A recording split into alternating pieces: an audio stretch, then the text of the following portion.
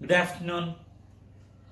We welcome you all to this international conference on language, literature stylistics, and translation studies 2020.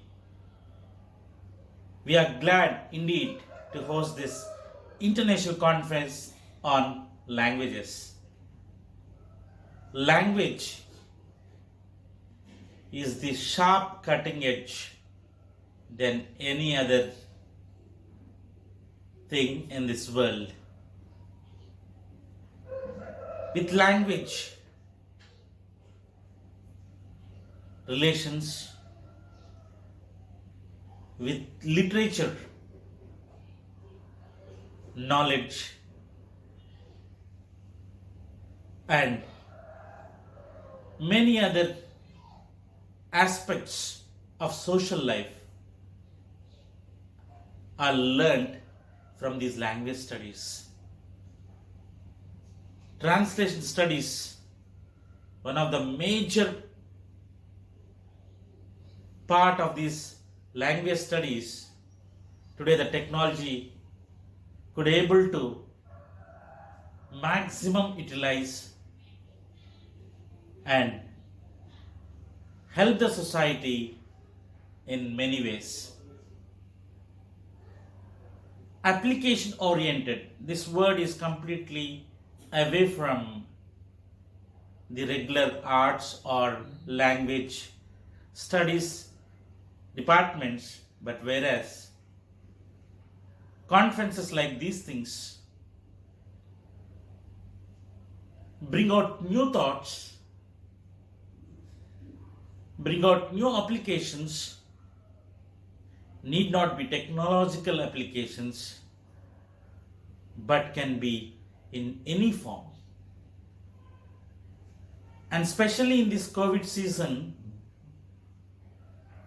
when everything has come to halt or pause, one thing, learning with the help of language did not come to halt. And motivated by this power of language learning centers, conferences, and especially this conference is organized. We have delegates from many countries like Iran, Iraq, and especially our speakers from Nigeria and USA and our own friends in India. Red Talks Daily International, abbreviated as Research Educational Talks Daily International, took this onto its shoulders in this season to keep the academic society take part in promoting ethical research and not losing the battle what COVID is fighting. We have excellent speakers, and especially today Dr. Ibrahim from Nigeria and Dr. Naresh Watts from Delhi, Indraprastha University. They will be speaking to us. We have received good number of papers, and during this conference we will be witnessing more than 30 paper presentations from our friends from different countries and in India. Today, Dr. Ibrahim and Dr. Naresh Watts would be speaking to us. Then we'll have some 10 to 12 presentations this evening. Of course, on the information WhatsApp group, we will be updating you time to time. And we promise to serve you the best. And we wish everyone to utilize this platform for knowledge sharing and combined learning system that we all together build our families, build our nations, and be a moral to the society. Thank you very much, and we shall proceed for the technical sessions. Thank you.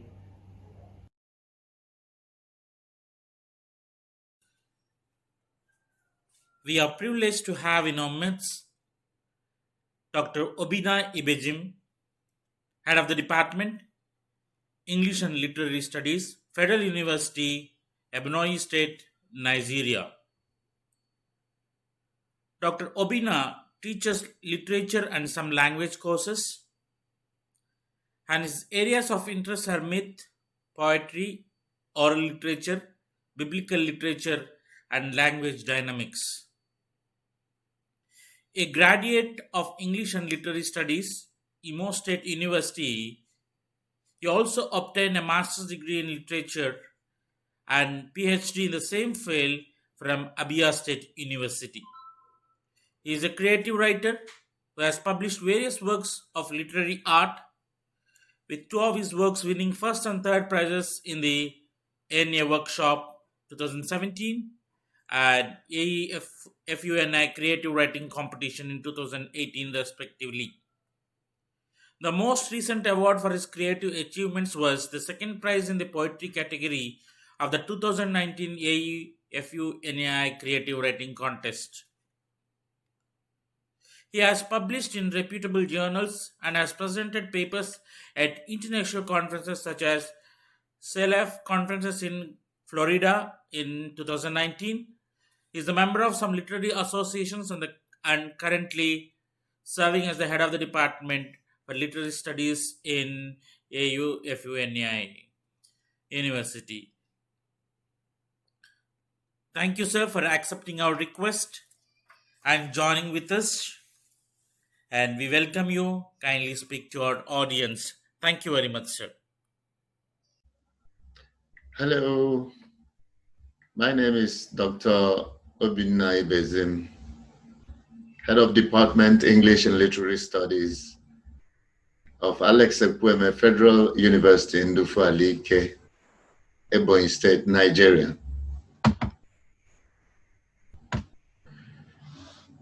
You are welcome to this plenary session entitled Holy Orders and Radical Mythopia, a discourse on the origin of Boko Haram terrorist group.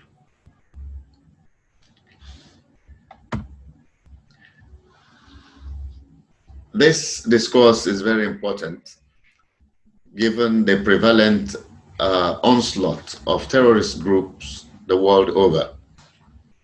And we are discussing in special reference to the Boko Haram terrorist organization in Nigeria. By way of introduction, it is important to state that every religion has a priest, a kind of leader, and these leaders or religious experts, as you may call them, are authority figures.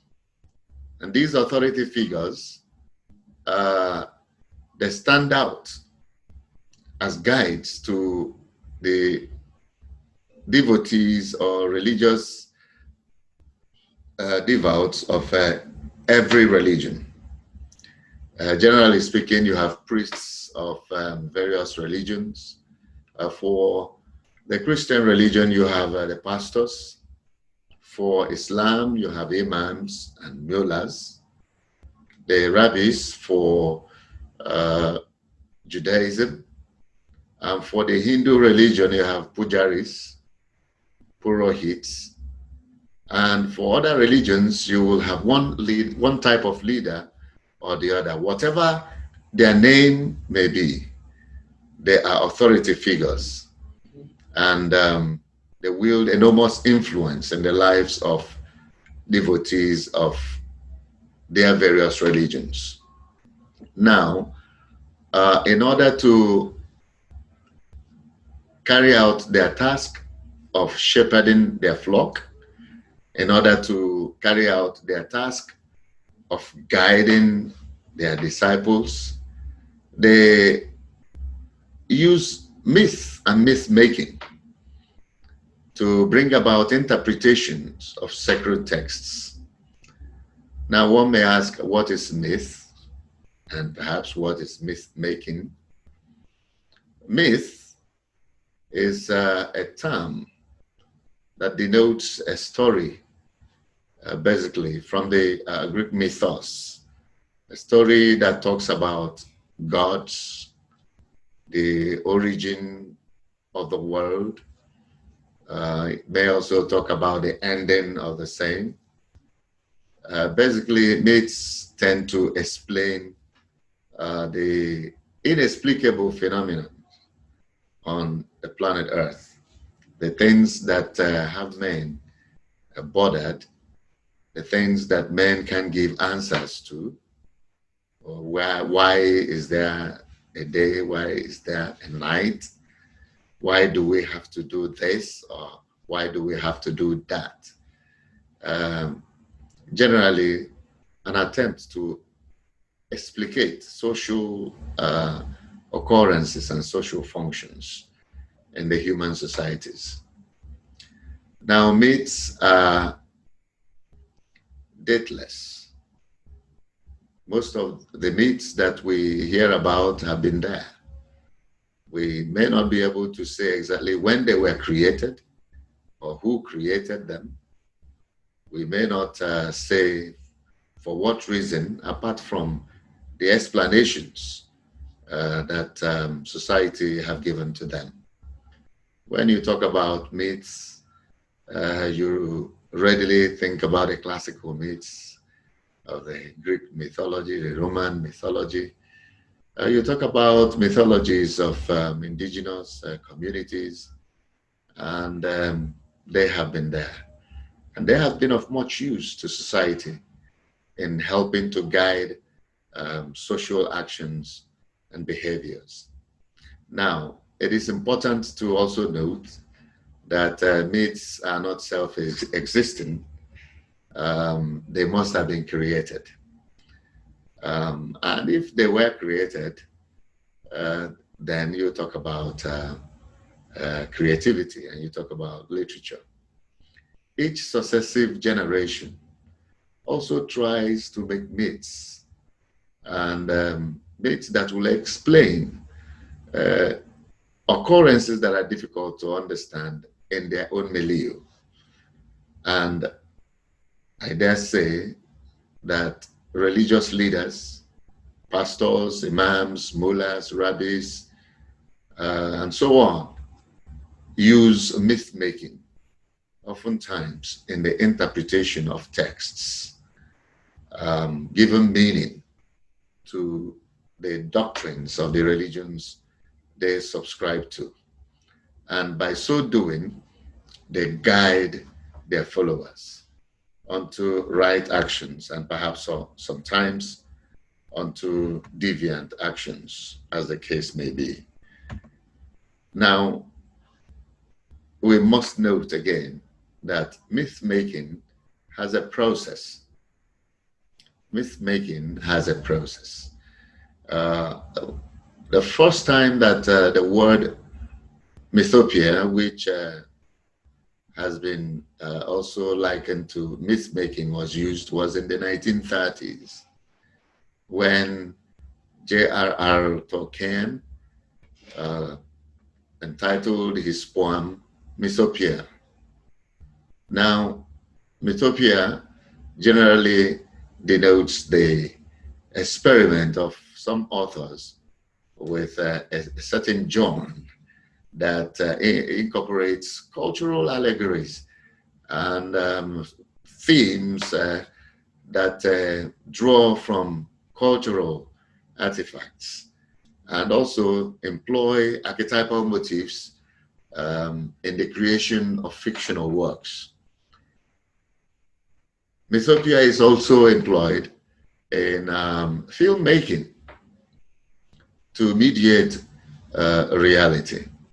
And the power in the use of myth-making can be attested to in the works of Tolkien himself, C.S. Lewis, William Blake, H.P. Lovecraft.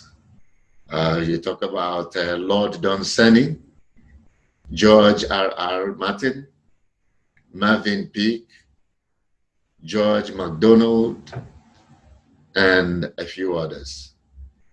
Myth-making, otherwise known as mythopoeia, has also been called mythopoesis.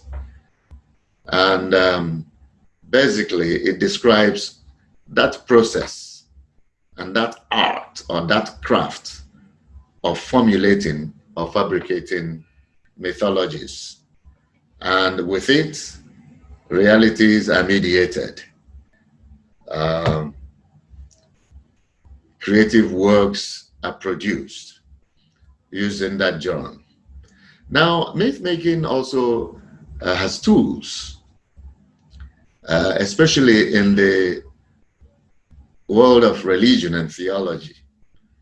The religion experts utilize myth-making in their bid to interpret sacred texts. Now, one of those tools is preaching, which is also known as homiletics. And the Greek keruzo actually means and talks about the art of preaching. Now, the same Greek kerux talks about the preacher himself, the herald. Now, it also gives you an idea of a town crier who goes about perhaps with a gong or whatever instrument he uses or will use to attract the attention of the community, to disseminate information from either the king or the community council itself. Now, in Professor Wole Soyinka's Death and the King's Horseman, a play, you meet a character, a lesson Oba. A lesson Oba in that play was the herald of the king. The king is known as the Oba in the Yoruba tradition of Western Nigeria. Now, a lesson Oba was a herald of the king, and he will go about proclaiming the greatness of the king.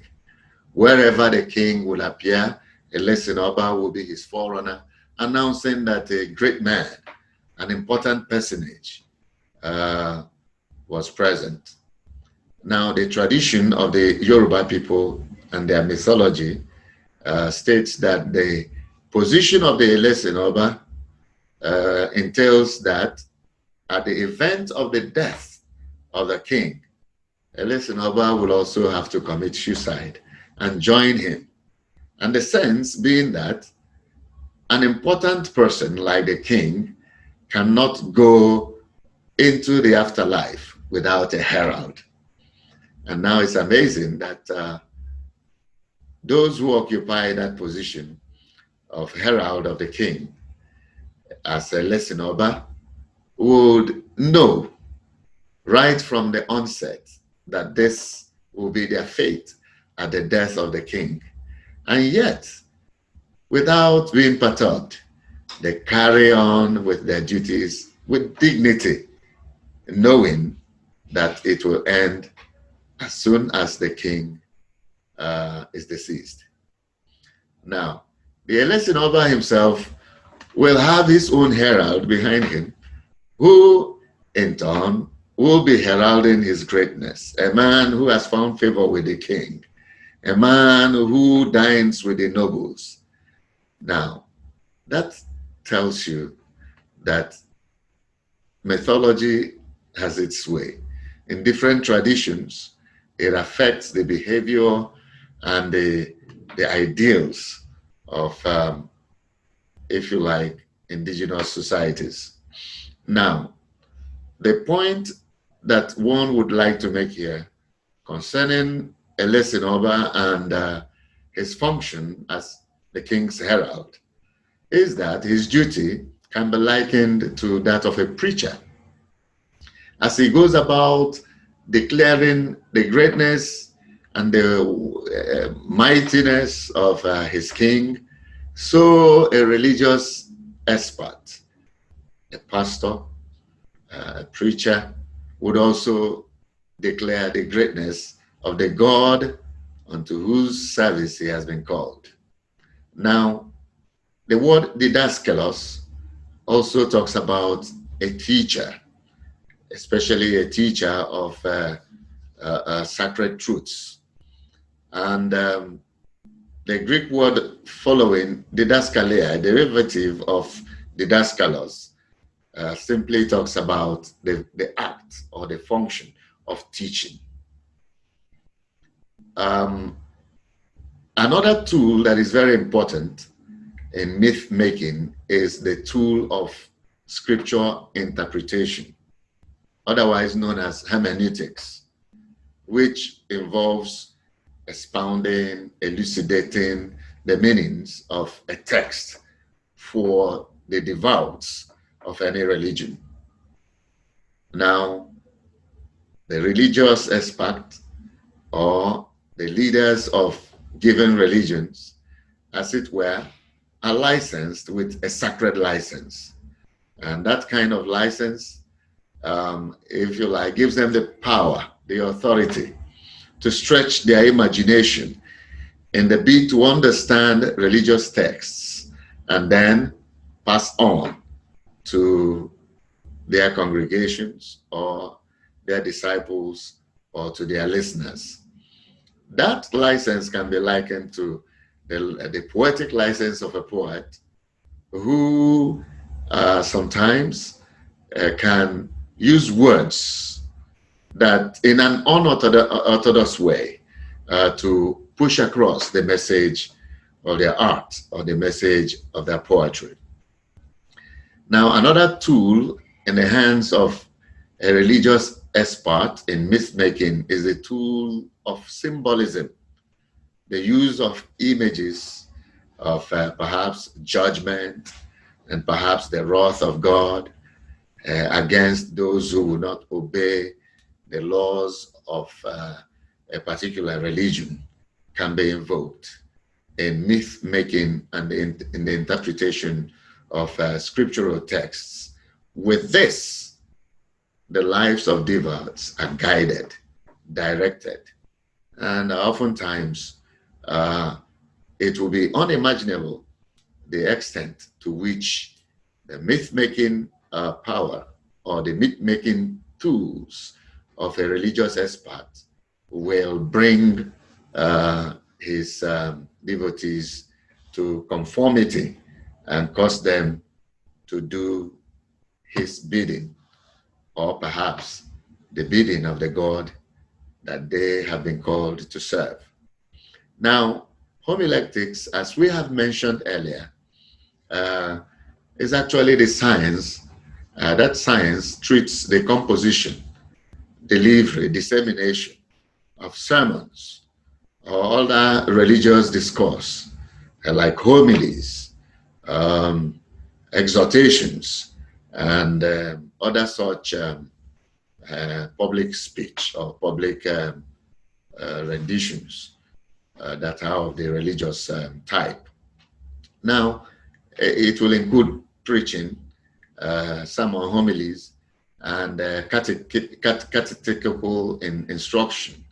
And actually, this talks about a form of indoctrination, if you like, of devotees of any given religion. Another word that we have mentioned earlier, which is important, is hermeneutics. This word hermeneutics is derived from the name of the Greek god Hermes. And Hermes, in the Greek mythology and the Greek pantheon of gods, is reputed to be the messenger of the gods. And that god who interprets the will of the college of gods. Now, hermeneutics involves the rules that govern the right interpretation of sacred scripture. It involves exegesis, and exegesis means expounding, describing the meaning or the import of a given text. Now note that it says the right interpretation. That means there may be various interpretations, but the religious expert who is schooled in the art of hermeneutics is the one, or is the custodian of that which is the right interpretation. Now, the implication of this is that the preacher, the teacher, the priest, the mullah, the rabbis has the power to give meaning to the understanding of his devotees, or the devotees of the religion that he leads. He has the power to give them understanding, or to tell them how to appreciate a given text of a given sacred scripture. Now, it will be an understatement to say that myth-making or mythopoeia or mythopoesis has enormous power. Indeed, mythopoeia has a great power. Now, this power lies in the hands of the religious experts, who are those who have been assigned the duty to make known what any given sacred text is saying at a particular point in time.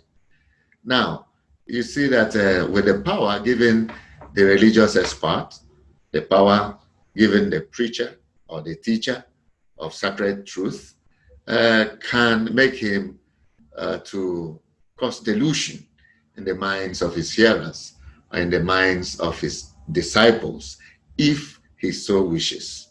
Now, this delusion can be caused through indoctrination, repeated indoctrination or announcement of a truth that is mediated as perceived by the teacher or the preacher. Now, in Salman Rushdie's Satanic Verses, you have a character, Ayesha, the butterfly goddess. This butterfly goddess, through the power of myth-making, was able to convince the whole village to go on a hajj with him and to cross a very big sea. And on reaching there, he convinced this whole village of human beings that the sea is going to part for them to walk on dry ground. Now, the rest is history. If you have read Satanic Verses, the entire community were drowned in that sea. Now, this is the power of myth-making.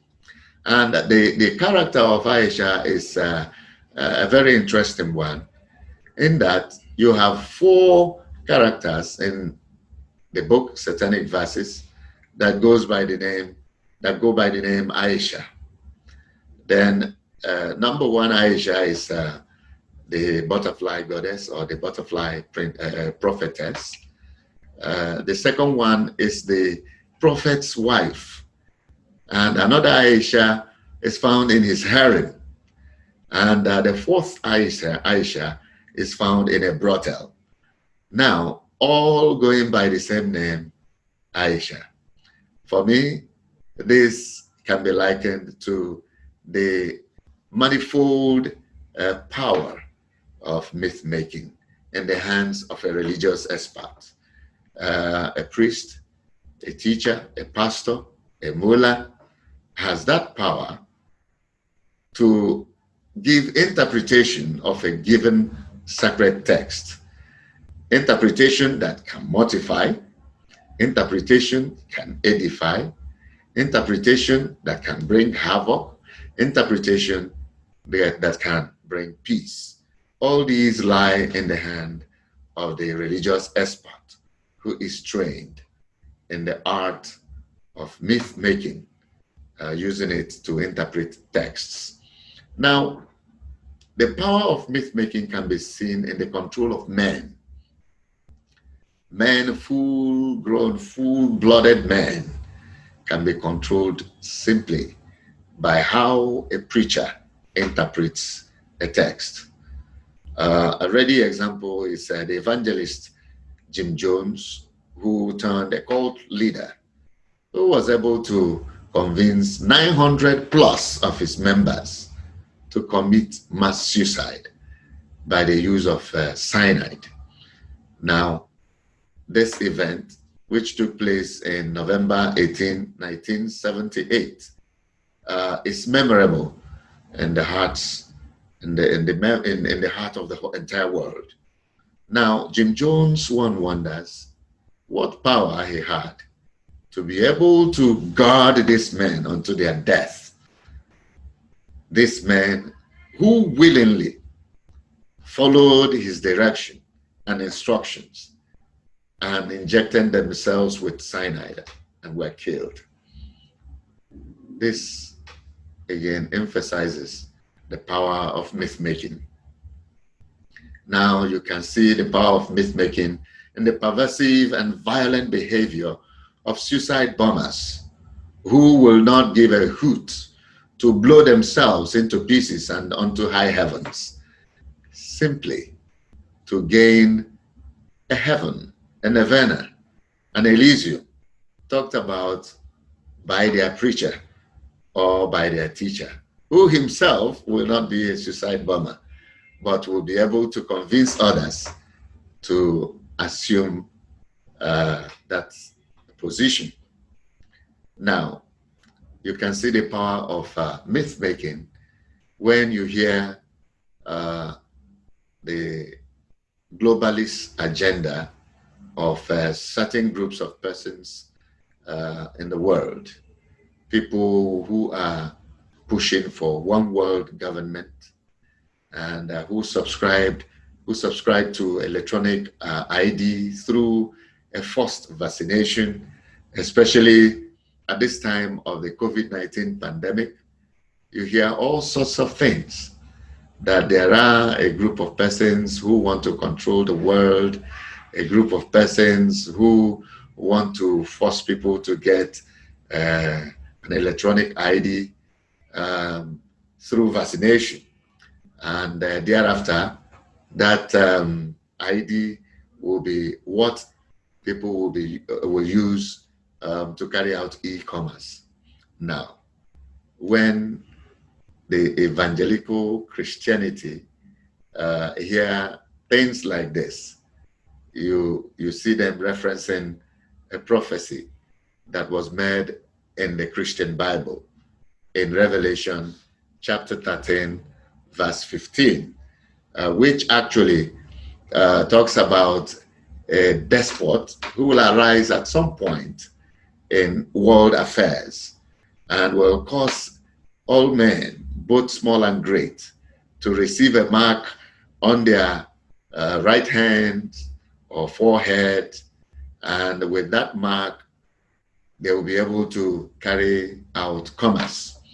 And all those who, for any reason, refuse to accept the mark will not be able to buy or sell. And that the mark is the number of a man, 666. And the scripture adjures all men to make sure that they do not take the mark of the coming despot, who is also known as the Antichrist. Now, the interpretation of evangelical pastors, evangelical teachers, is that any move to bring the world as one, under one government, will be a fulfillment of that scripture. Any move to cause men to receive any form of identification on their skins will be tantamount to fulfilling that scripture. And you discover that some men are in very serious anxiety over vaccination for COVID, and a forced electronic ID. Now we come to the discussion of the origin of Boko Haram, which, as it were, is the high point of this presentation. Boko Haram is a terrorist group that has its headquarters in Nigeria. And as far as I'm concerned, Boko Haram is a product of pervasive religious myth-making, formed in 2002, or rather 2002, by an Islamic cleric, Muhammad Yusuf. And Muhammad Yusuf started Boko Haram in a very innocent manner by starting an Islamic school where he gathered unto himself little children, young people of less privileged parentage, and homeless people. All these people he brought together and began to instruct them in the doctrines of this group, Boko Haram. And now, in 2019, when Mohammed Yusuf died in incarceration in the hands of the Nigerian government, one of his disciples, Abubakar Shekau, took over the mantle of leadership of Boko Haram and has since led Boko Haram to an unimaginable height, especially in the negative perspective, because Abubakar Shekau radicalized Boko Haram to the extent that it's the third most dangerous terrorist group in the world today. Abubakar Shekau has unleashed terror on Nigeria and the neighboring countries, and in fact, the West African sub-region. Now, this he did through education by indoctrination. Now, the meaning of the name Boko Haram tells you the character of this terrorist group. Boko Haram in Hausa language simply means Western education is evil. Now, because of the very name of the terrorist organization, schools, as it were, are institutions that are not in any way tolerated by Boko Haram. Boko Haram has destroyed so many schools or learning institutes that are principled on Western education curriculum or models. Now, it is very instructive to note that Boko Haram goes to schools, kidnap young people, up to the point of young girls. The most prominent example of which is a young Christian girl named Leah Sharibu, who, as the story goes, in his captor's den, was being indoctrinated into the Islamic religion, but refused to change his faith. And for that reason, all others have been released by negotiation, but Leah Sharibu is still at large. Now, another name, or if you like, another description that Boko Haram terrorist group goes by is Jamaat al-Sunnah Lil Dawa Wal Jihad, which means Westernization is sacrilege. That myth that anything Western is evil is a propelling force for Boko Haram to cause havoc everywhere. And it is very important to note that they have indeed caused a great deal of havoc. Now, the picture you see there on the slide is the active area of the influence of Boko Haram. The map there is the map of Nigeria, and the part colored with pinkish red is the northeastern Nigeria, where the headquarters of Boko Haram is situated. Now up, you see Niger. On the right-hand side is Chad, and then left-hand side, Benin Republic, and then on the down part is the Cameroons. In all these areas, Boko Haram has unleashed terror, untold hardship, and wickedness, so to speak. What we have here is the activities of Boko Haram, most of which we cannot capture in this session of presentation. But suffice it to know that the activities of Boko Haram are especially focused in the northeastern Nigeria, and the conflict has reportedly left around 20,000 dead and displaced, and at least, rather 20,000 dead, and then up to 2 million displaced. Boko Haram reportedly has mounted a total of 150 attacks in 2017, a little less than what it did in the year before 2017. And we can go on and on and on. December 25th, 2019, an attack in a community, and another on 2019, on rather 29th December 2019. Christians, Christian churches are bombed and destroyed, and hostages taken, and people are raped, and all kinds of carnage are wrought. And we can go on and on to enumerate the things that are left in the wake of this terrorist group. But because of time, we leave it at that. But suffice it to know that Boko Haram is a very pervasive force in Nigeria and the West African sub-region. Now, what can be done? It is important to note that the government of Nigeria is doing its bit, but sadly, you have infiltration in the government. And because Boko Haram is not just a religious movement, but a political one as well, you have people who are sponsoring the carnage and some who are helping to make the government weakened in the face of the Boko Haram insurgency.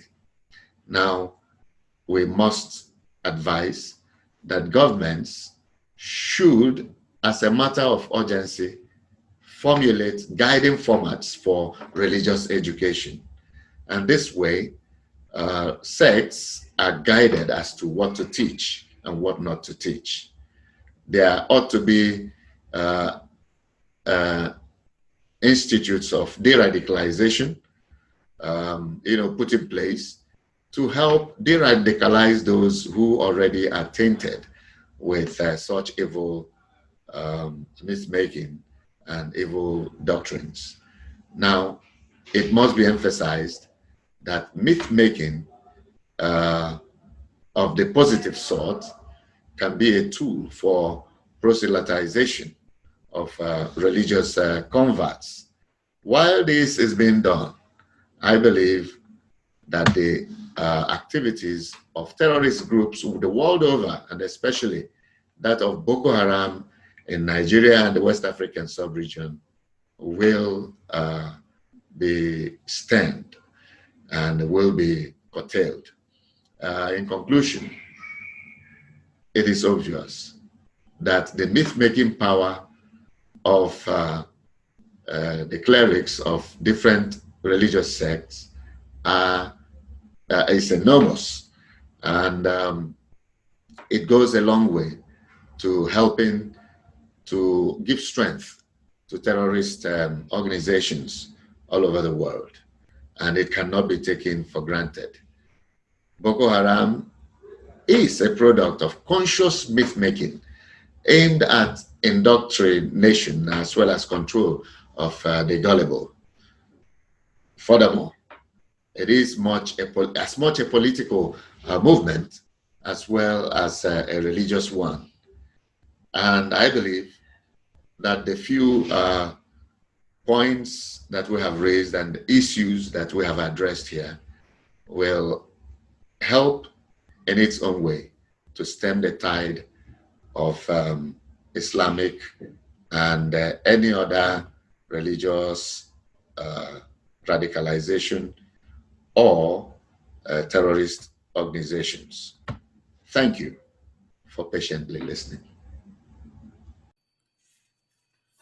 We are privileged to have Dr. Naresh Kumar Watts from the Department of English, Indraprastha University, Delhi, a good old associate of IMRF and a long professional and a good friend of mine. He has a keen interest in observing and helping human beings and their behavior as individuals as well as in group.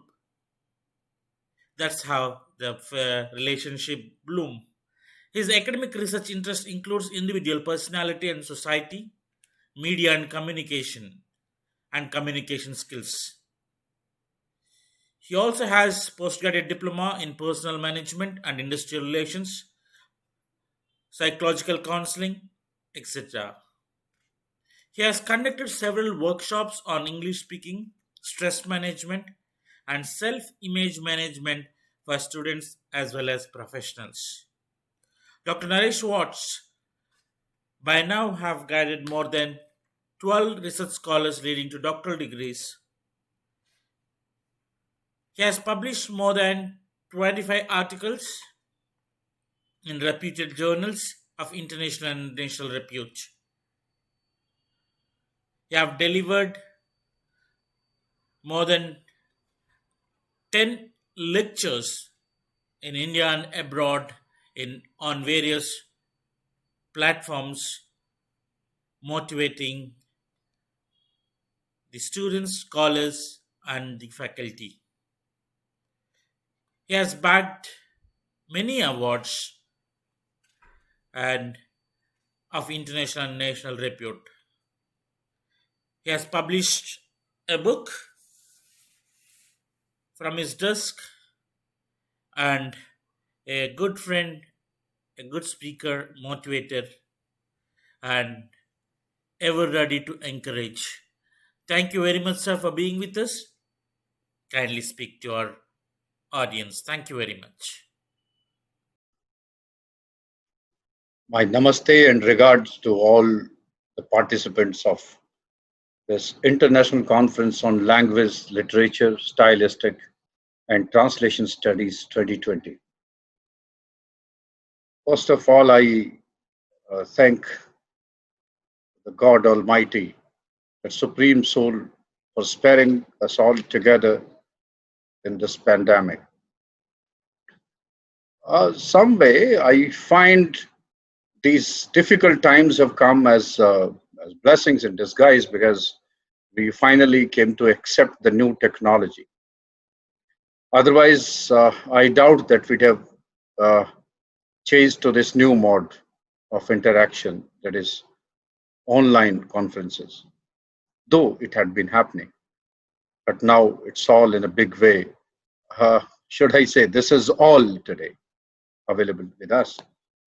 So I thank all the participants, Red Talk and its team to have organized such a beautiful conference on a topic that is very current and relevant. My talk will be structured around language, literature, and culture, a perspective on the possibility of human spirit. First of all, when I was thinking about the talk, what to speak, what to talk, I was thinking that what kind of life is it? Are we living a different kind of life? And are we living at all? Sometimes I find, these times will be finally cancelled if we had this agency with us, that with the total experience of our life, finally we will say, okay, from this point one to point B, we cancel it and we do not accept it to have lived. But then I feel that even difficult times are the part of life and we have to live with them.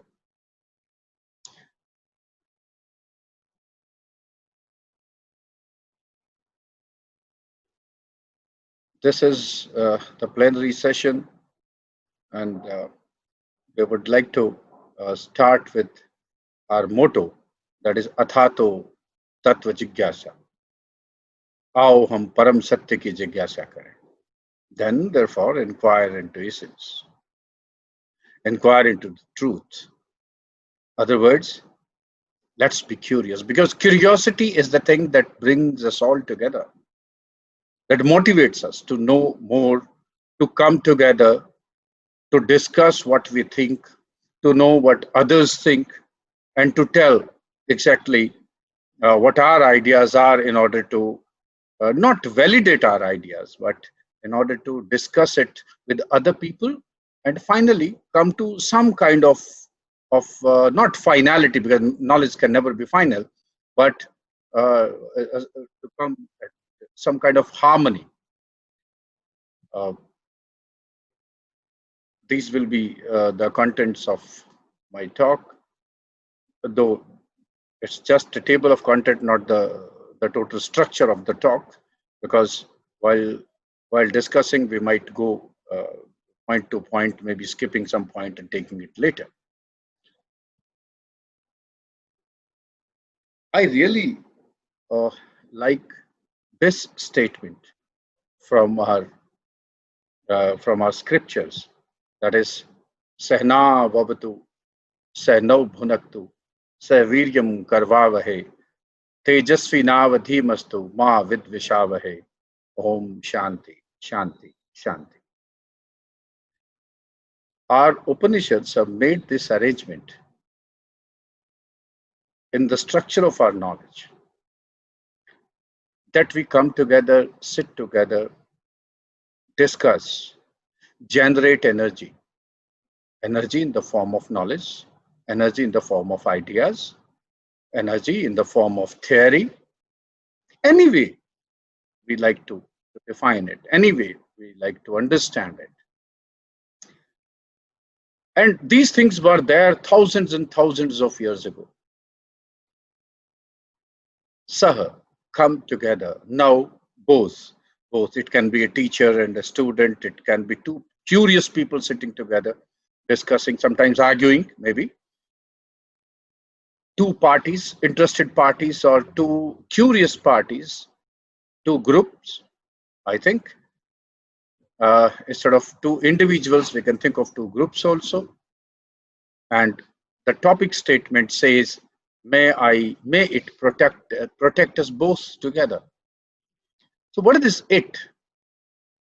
I think it is the knowledge. May it nourish us together. May we be nourished by this knowledge. And may we work together with great energy and generate energy. May our study be vigorous and effective. And finally, when we come to some sort of conclusion, or when we reach the end of our discussion, let there be no discord. Let there be peace. Let there be peace in the environment. And let the peaceful forces act on us.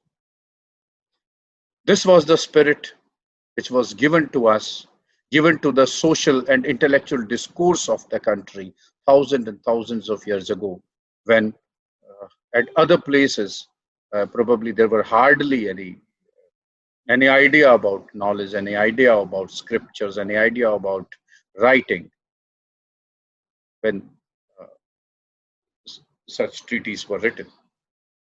Okay, let's come back to our basic statement, that is language. Because it is from the language all other things come up.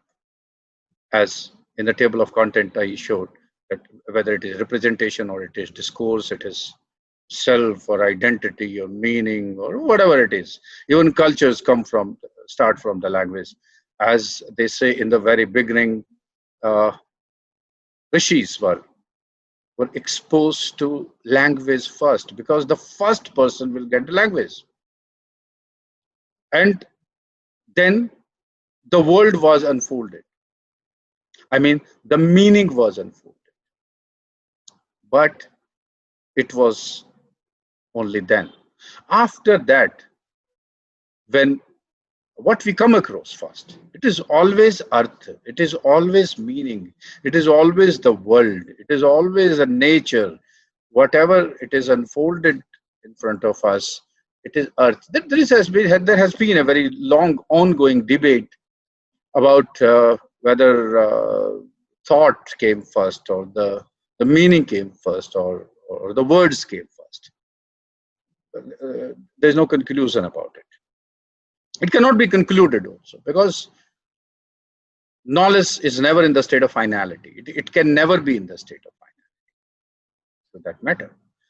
Let us think of knowledge. Let us think of language. Sorry. Language is our inner possibility, a human possibility. When I say language, it is not English language or French language. It is vak, speech, our faculty to communicate, to speak up. Everybody, literate or illiterate, educated, uneducated, whether a person is living in a city or a rural setup, or maybe in a forest,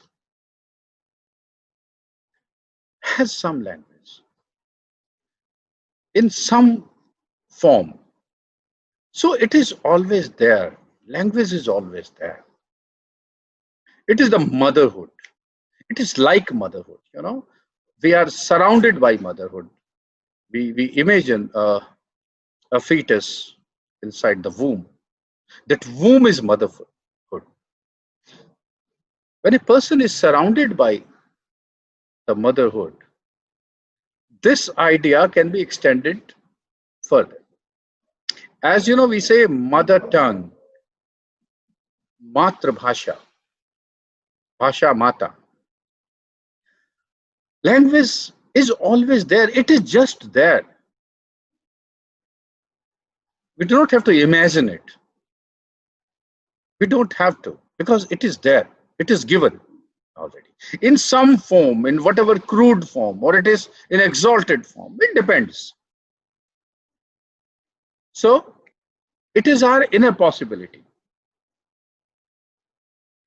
Now, what happens when we acquire language? Yeah, when we have language, some kind of language, then comes the concept of meaning. Now, there has been a very long ongoing debate. What is meaning? How meaning comes up? Whether meaning came first or language came first. Then there is third idea, that is representation. All the students of theory and language come across these terms time to time. So, thing is that representation, when to understand representation, representation means when we represent something to the world, when we show something to the world. It is the production of meaning of the concepts in our mind through language. So representation is meaning making. through representation, things acquire meaning. Things do not have their meaning on their own. Things acquire meaning gradually. So what happens that when we can understand it this way, that a person, say, enters a campus. No one knows that person, right? And he wants to meet a person who doesn't know. So what happens that when you go inside the campus, you ask someone about that person, say, Mr. A. And he says, okay, ask someone, okay, I want to meet Mr. A. So far, Mr. A has no meaning. Mr. A has no identity. Mr. A has not been represented anyway to that person. So what happens that the first person will utter a sentence about Mr. A. He say, okay, oh, Mr. A, he's a wonderful person. I'll ask you where he is. I'll tell you where he is. All of a sudden, Mr. A acquired a meaning, a positive meaning. On the contrary, if someone says that, well, he is a very bad person, I don't know why the hell you want to meet Mr. A. See, there is another sentence. Mr. A has acquired another meaning. Right? Sometimes there are conflicting statements. So things or people or this world acquires meaning this way. So this is the whole concept, that that meanings are made. So here comes another term, that is discourse. What is discourse? It is the system of statements. It's a matrix of statements. When many statements come together, they make a network of meaning. The world has no meaning of it at all. They say the world is a discursive entity. There's no meaning of the world. World becomes meaningful through this system of statements, through this network of statements. And this is how the world is made meaningful. There's a definition to it. They say that discourse is a system of statements through which and within which we understand this world around us. So this is how the world becomes meaningful. In this world of COVID now, in this era of pandemic, things have acquired new meanings. Signs have acquired new meanings. As they say that, we are scared of human touch. I mean, a hug or a handshake used to be such a wonderful thing, but now it's a matter of scare. We are devoid of the joy of looking at each other's faces, full faces. No lips reading. Even mustaches have become redundant from the idea of masculinity.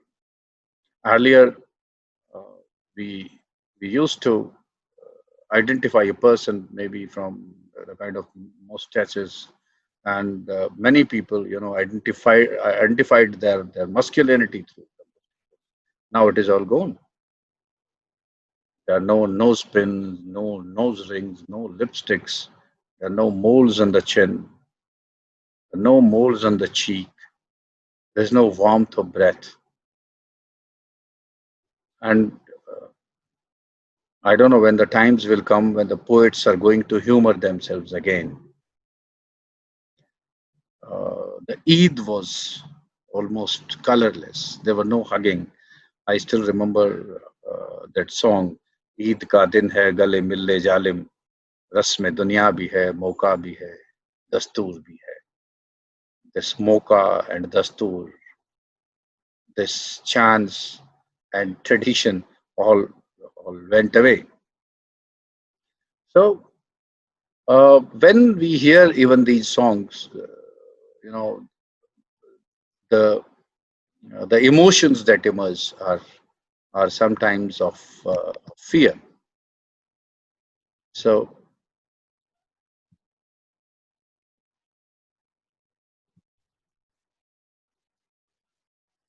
but I hope the life will be beautiful again.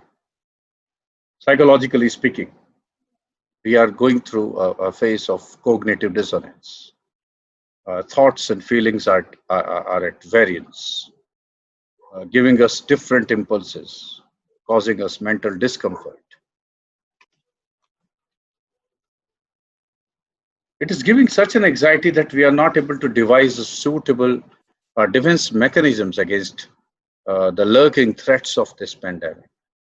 This paranoia that every day a different study comes with a different kind of conclusion. Uh, I was just reading a newspaper very recently that even the old statements are just debunked. Even they say that N95 mask is of no use now, and what we had been doing earlier is of no use now. Probably a new study will come and will tell something new about this corona. Uh, you know, tear, loneliness, anxiety, depression, social isolation, anger, paranoia, economic hardships, surplus of negative news, warnings, and uh, government's do's and don'ts, and the new guidelines. The result is immense anxiety, rumors, warnings, advisories, and it all comes in a language. New words have come, new signs have come up now. So language is an integral element of our awareness. When it comes to the meaning making, there are two elements of meaning making. First is correlation between things in the world and conceptual map. I'll come to conceptual map. And then correlation between this conceptual map and the language which we understand as system of signs. Conceptual map, actually, it is the sum total of our experiences, of our memories, or the statements that we have collected already in our mind. So it forms a matrix. This is our conceptual map. And whenever a new information enters our mind, it always interacts with the already available knowledge, already available information in our mind, and then it comes to a new level of. So first element is correlation between things in the world and the conceptual map. And then the correlation between our conceptual map and our language, that is system of sign. So this is how the meaning emerges. It is the integral element of our awareness, as I said, because it is your genetic endowment. Language is always there. It takes the shape as per the environment, like water takes the shape of the pattern of the pot. In whichever kind of environment you are put, that kind of language you learn. This is how it is. If a person is put into a jungle, into a forest, then definitely the kind of language that the child will develop is maybe the mixture of the sounds created by animals and birds, and then some other kinds of sound that the person picks up from the environment. So this is how a language develops, and it has a close relation with the meaning the person makes. So it is, as I said earlier, it is the inner possibility. It is that infinite capacity of your spirit which defines the possibility of your participation in the discourse of the world. You will understand the world depending upon your linguistic capital. Linguistic capital is it is almost similar to your conceptual map. I mean, uh, how much language you have acquired, what is the level of your vocabulary, what all things you have heard, what all literature you have read, or what all information you have read, what kind of vocabulary you have picked up. It is linguistic capital. And something that is related to it is the idea of sport. Sport is that explosion of meaning that that occurs when a word is uttered. When you speak a word, it comes with a meaning always. A meaning is there in the word,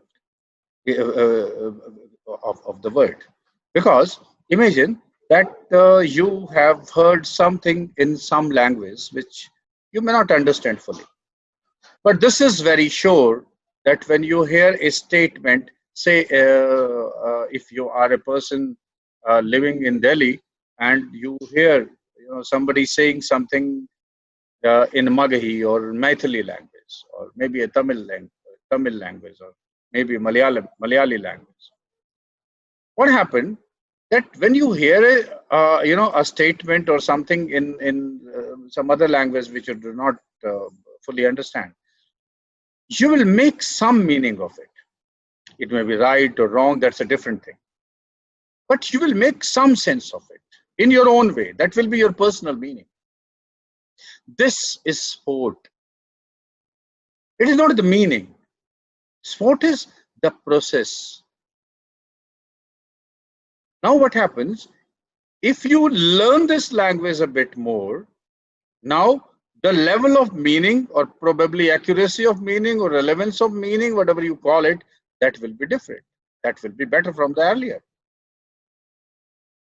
So probably your sport will be better. And if you learn that language further, your sport will be better still. जैसी आपकी भाषा, वैसा आपका sport. The level and the kind of language you acquire, your sport will be accordingly. So, as I said, conceptual map is the matrix of images, memories, and experiences which interacts with every new information that enters your mind. And as a result of this process, our meaning arises before us. Our conceptual code and our language systems are correlated through code which constructs and fixes the meaning. Code fixes the relationship between concepts and signs and stabilizes meaning within different languages and cultures. As the relation between a sign and its referent becomes less clear, the meaning begins to slip away towards uncertainty. I mean, if you are not the part of a particular cultural code system, you will not understand the signs. The meaning will be slipping away. I would like to quote a very famous dialogue from a very famous film, Om Shanti Om. There, the heroine says, "Do chutki sindoor ki कीमत tum kya jano Ramesh." It means Ramesh is supposed not to be a very close part of that system of understanding in which sindoor acquires a meaning. A meaning has been fixed for sindoor. So, if a person is a very close part of that that code system, the understanding will be better, or the meaning will be more definite. We're talking about cultural code. So what is culture? When our conceptual maps are broadly similar, we make sense of the world in roughly similar way. It is in this state of shared meaning or interpretation we say that we belong to the same culture. So what is culture? Culture does not happen with or within an individual. This is the habit pattern of a group. This is the behavior pattern of a group. A person's behavior may be a person's individual habit system, but culture means a kind of behavior that that prevails upon a group is culture, or culture is a very broad unit. You can say a cultural unit. So now, because we interpret the world in roughly similar way, we are able to build up a shared culture of meaning. We are able to form a social world in which we live together.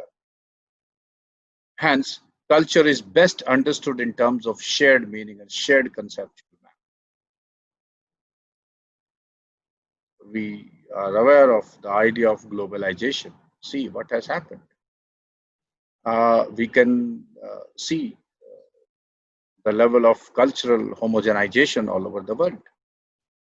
You see, all the Western brands are available in big or small cities or towns of all the developing countries, whether India, Pakistan, go to Africa, Nigeria, or any other lesser countries. Go to Gulf, go to Dubai and the malls of Arabia. You will see all the Western brands are there. The clothing system is getting similar. So culture is getting homogenized, not in entirety, of course, but in pockets, in packets.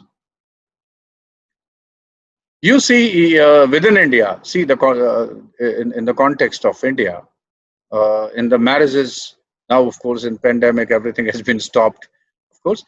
But you see, as they say, कि शादियों का मटर पनीरीकरण हो रहा है.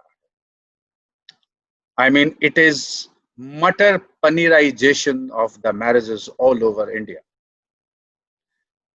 Otherwise, we would expect the local cuisines in the marriages, all the local effects of food in the marriages. But now I see you go any part of India, you will find many varieties of paneer and mutter, and sometimes mutter paneer together.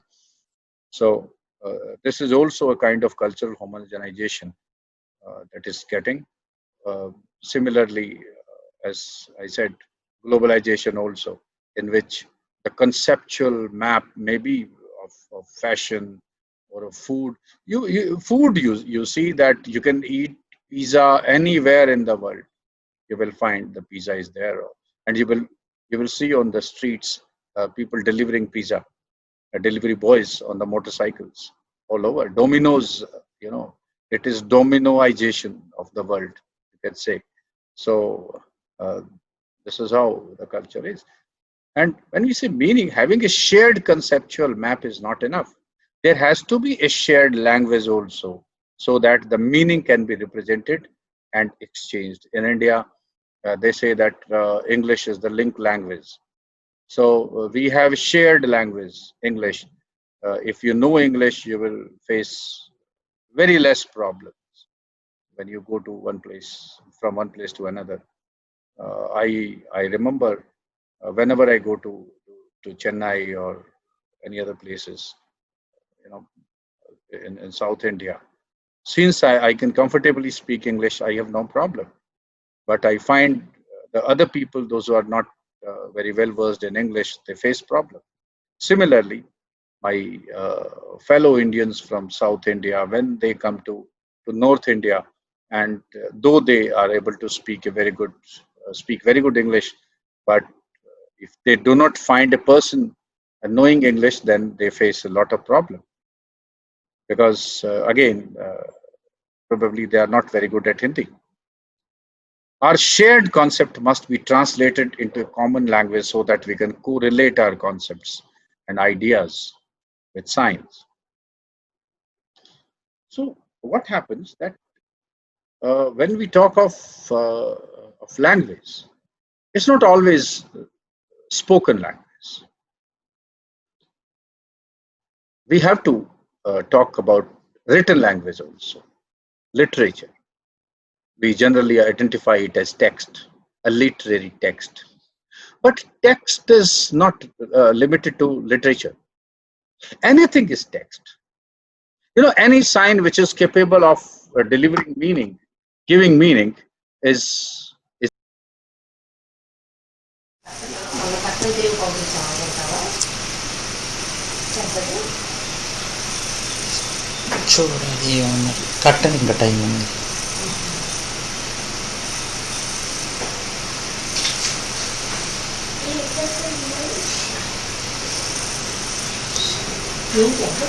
కూడా వేసుకోలేదు ఇంకా బయట and context means where of the text, and intertext, that is relationship between other texts.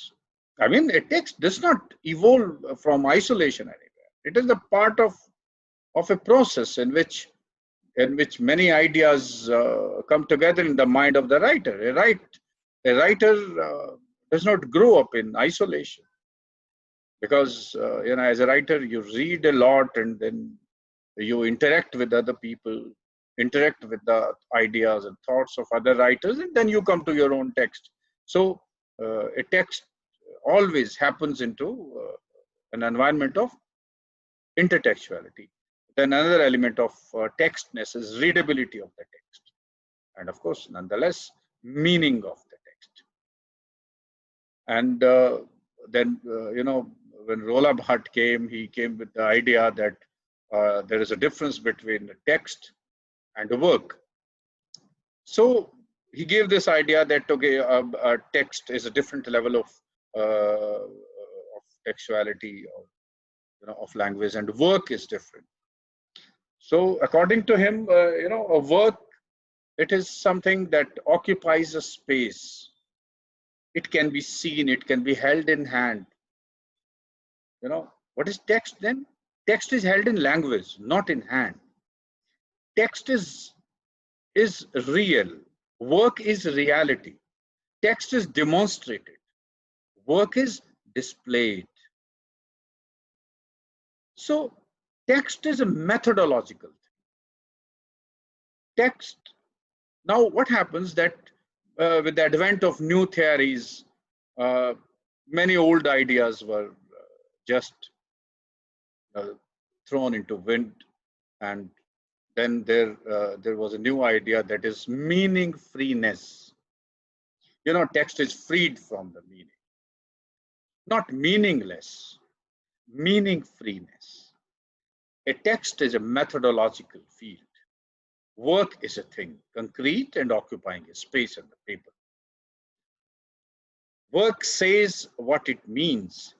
Text keeps the meaning open, and it keeps itself open to all sorts of meanings, all the possible meanings in relation to the different texts. Text is, we can understand in Hindi, text is lekhan, an activity of production. So text is a process. Text is an idea of methodology. Barth says that text has no meaning, or text has no fixed meaning. So text has been freed from meaning. Wonderful. It looks intelligent. But can there be an agenda? As it happens in the cases of all theories. Every theory comes with an agenda. Every theory comes with some kind of aim. This postmodern thing has, it displaced so many things in the name of freeing them. This free is very dangerous sometimes. Not dangerous, at least I find it very strange. Free from what? They say free from, meaning-free text.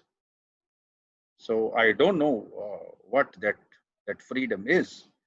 They say that the text has no fixed meaning. It is the reader who decides meaning.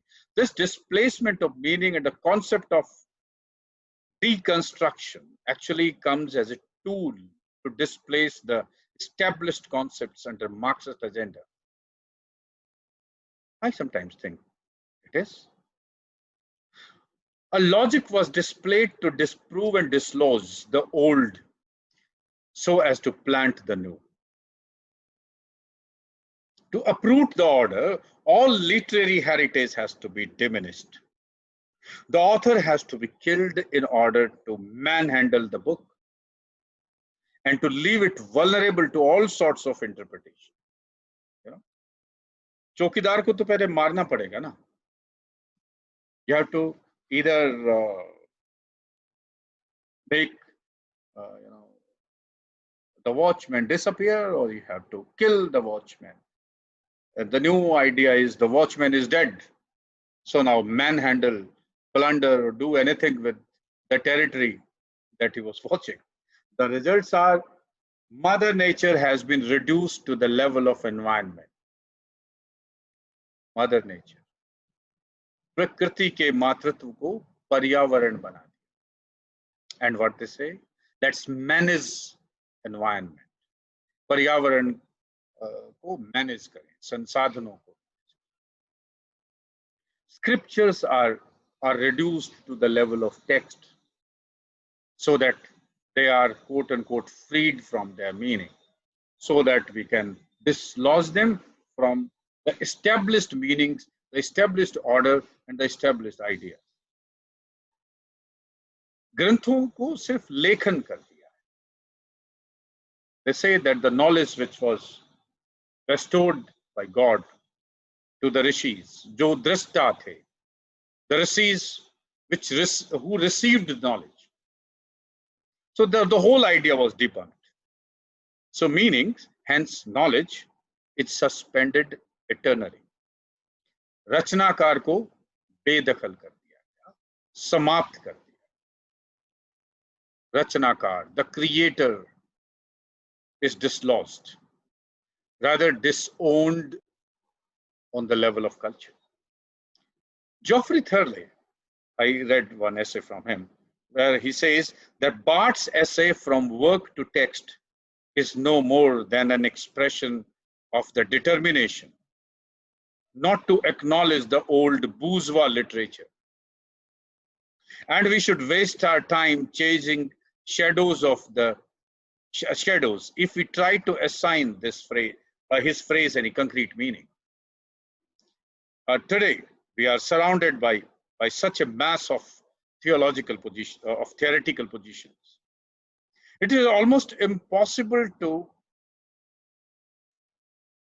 reflect in terms of a neat, isolated understanding principle while explaining or interpreting something. Each of these positions seek to approach the world with a particular perspective and commitment.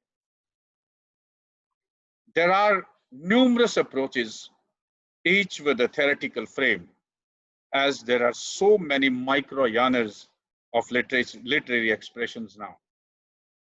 What is common in these theoretical approaches? I don't say that the whole theoretical mass that is available to us is just mess, it's just trash. It gives, of course, food for thought.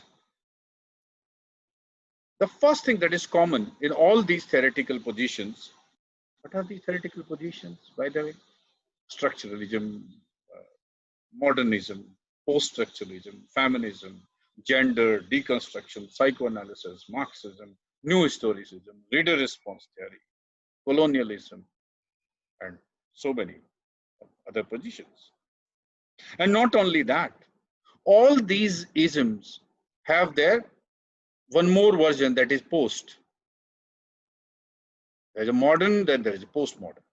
There's a structuralism, there's a post-structuralism. There's a colonialism, there's a post-colonialism. Everything has a post. There's a truth, then there is a post-truth. There is an aesthetics, the idea of aesthetics, then there is an idea of post-aesthetics also. So interestingly, there are so many theories, and then they have their post version also. So I was talking about what is common in the theory. One is they question the common sense, which is challenging, of course. They re-look into how meaning is created. They inquire how identity takes shape. So post-structuralism, post-colonialism, etc., I may say that that theoretical insights before modernism can be grouped as pre-theory. Modernism came, and after that, so many other things happened. So before that, whatever was there, it was a pre-theory, and as we say, literary theory, I think it starts after the advent of modernism. Let's try to understand what modernism is, and then postmodernism is. So to understand modernism, we have to talk about tradition first. Tradition, modern, postmodern. Tradition is tradition. Okay, there are 1, 2, 3, 4, 5 modes of behavior, and we will stick to it. This is tradition. Post-tradition is, I want to do this, but in a new way. Is modernism after tradition. And what is postmodernism? Postmodernism is, I do not recognize any tradition at all. And because tradition is not needed, don't talk about tradition because it has no relevance. As there is a difference between truth and post-truth. What is post-truth? There is no truth, hence don't talk about truth. Don't talk about truth because there is no truth at all. So this is a compartmentalization of various pockets of knowledge. Same thing happens in the field of literature also, that compartmentalization of literature into micro genres, as I said earlier. You see, earlier there used to be just poetry. Now there is love poetry. I mean, is there a love poetry? Then by extension, there has to be poetry of despair also, or a despair poetry. There's a black literature. Is there a white literature, brown literature, Caucasian literatures also? There is Dalit literature, Chik literature, pop literature, pandemic literature, feminist literature, gender literature, Holocaust literature. What do you see? Surprisingly, there is no massacre literature, referring to the Islamist expansion in India and elsewhere in the world. Of course, there is literature of partition that talks about how, things happen in 1947, and there is a huge chunk of literature available. So let us understand my namaste and regards to all actually it is expression participants of this International Conference on Language, Literature, Stylistic and Translation Studies 2020.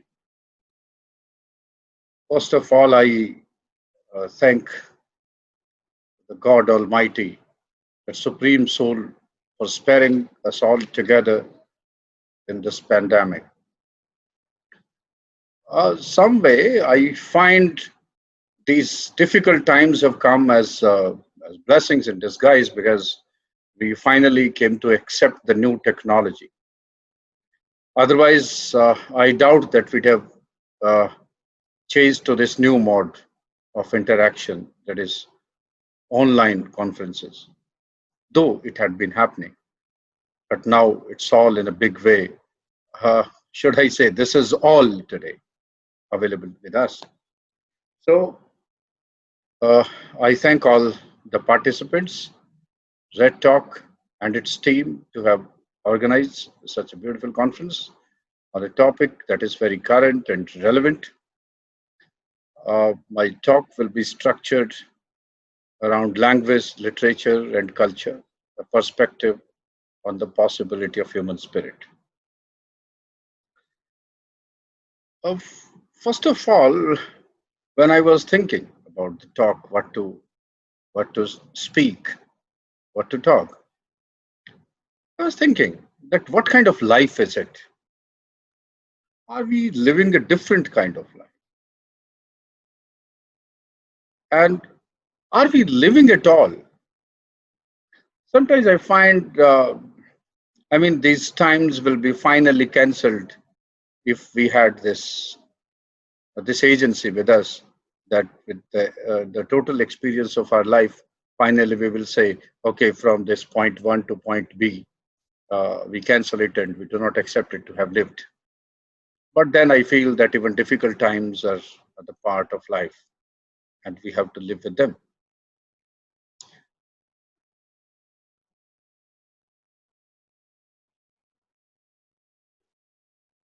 This is the plenary session, and we would like to start with our motto, that is Athato Tattva Jigyasa. आओ हम परम सत्य की जिज्ञासा करें. Then, therefore, inquire into essence, inquire into the truth. Other words, let's be curious, because curiosity is the thing that brings us all together, that motivates us to know more, to come together, to discuss what we think, to know what others think, and to tell exactly what our ideas are in order to not validate our ideas, but in order to discuss it with other people, and finally come to some kind of not finality, because knowledge can never be final, but to come at some kind of harmony. These will be the contents of my talk, though it's just a table of content, not the total structure of the talk, because while discussing, we might go point to point, maybe skipping some point and taking it later.